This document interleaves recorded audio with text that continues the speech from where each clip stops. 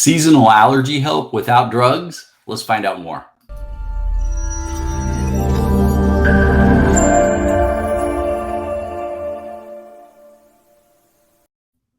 Hello and welcome to another edition of the Ask Dr. Pickel show. All right, so today we're going to talk about seasonal allergies and some possible alternatives for you than most of the things that are out there that seem to be antihistamines. All right, so, when it comes to allergies, a lot of people suffer with seasonal allergies, congestion, sneezing, itchy eyes, the sinus pressure, the runny nose, even itchy skin or a lot of mucus production.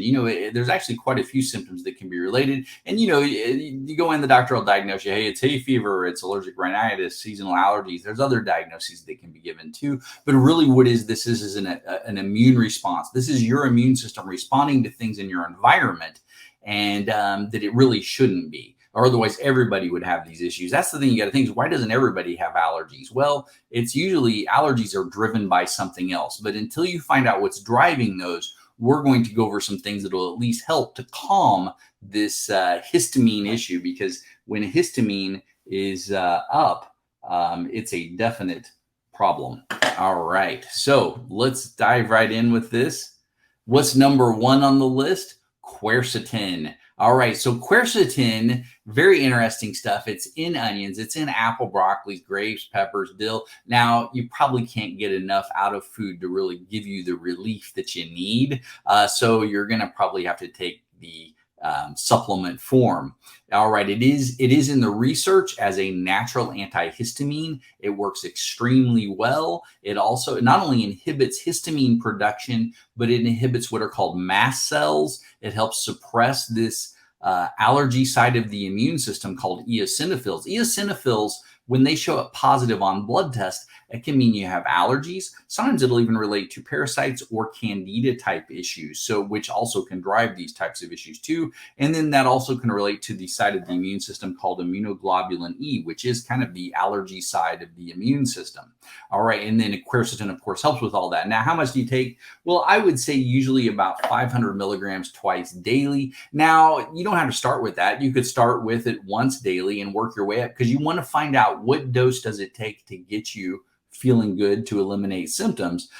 Some people just, hey, how did I do with just one? How did I do just breakfast, dinner? How did I do?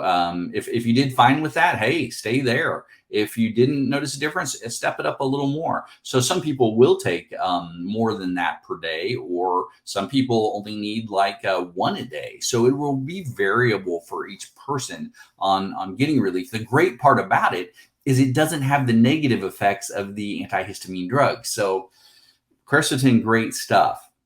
Number two on the list is stinging nettle. It sounds painful, huh? All right, so stinging nettle blocks histamine. It also inhibits mast cells like we saw with quercetin. It's interesting because actually the ancient Egyptians used this stuff to help with arthritis and lower back pain, because it also is an anti-inflammatory. So a lot of people like this one. It can also help with blood pressure in the research, and it's been shown in research to help with blood sugar issues. You can drink this one as a tea. If that doesn't really give you relief, you may need a little more concentrated version, and that would be like your capsule type, up to about 600 milligrams a day. And again, you can start low and work your way up, and you can vary on, the times of day and things like that, just depending on how you feel and what your symptoms are really doing there. All right, let's go on to number three, Butterbur. Kind of an interesting name here. This is actually part of the daisy family. These actually grow more in marshes, kind of interesting. And they actually did a study where they took Butterbur and compared it side by side to a prescription antihistamine, and it worked just as good. There was actually not much difference at all, except for the medication. The prescription antihistamine actually had side effects compared to the Butterbur. So these extracts are also been studied in asthma, headaches with desirable effects there, and it's also used as an anti-inflammatory too, like we saw with stinging nettle. So pretty good stuff there. Also, dosage, you're looking at about 50 to 75 milligrams twice a day. Again, start low, work your way up, see how you progress with this one. Let's go on to the big number 4. All right, number 4 is bromelain. Now, bromelain is going to work a little differently. It's not really as much an antihistamine or an anti-mast cell. It's more of an anti-inflammatory. This stuff is from pineapples, so it is pretty neat stuff. It's an enzyme, and it can reduce the inflammation from the allergies. So I would tend to say take your bromelain with maybe one of these others to really get major relief, because this thing decreases the inflammation. It decreases a lot of the symptoms of the allergies. And it also has a big effect on reducing mucus production. So pretty neat there. It's also been shown to help with arthritis, sinus pressure, sinus issues. Actually, bromelain has a wide variety of great effects. So, when it comes to these things, I would, again, like on all of them, start slow, start with a low dose, work your way up, see how you progress with them.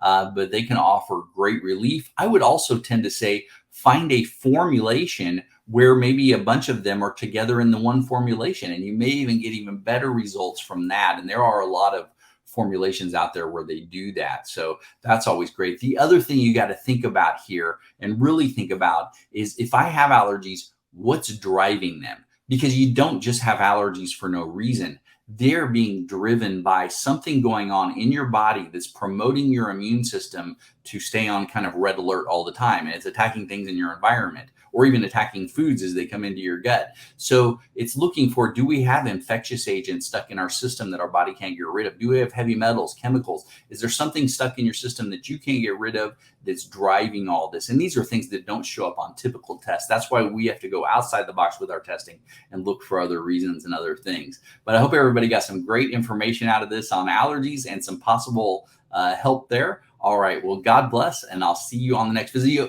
Oh, one more thing. I'm also going to put up this video on quercetin. It'll kind of give you a little more in-depth information. It's one that I've done in the past, and I think you'll like it. All right. God bless.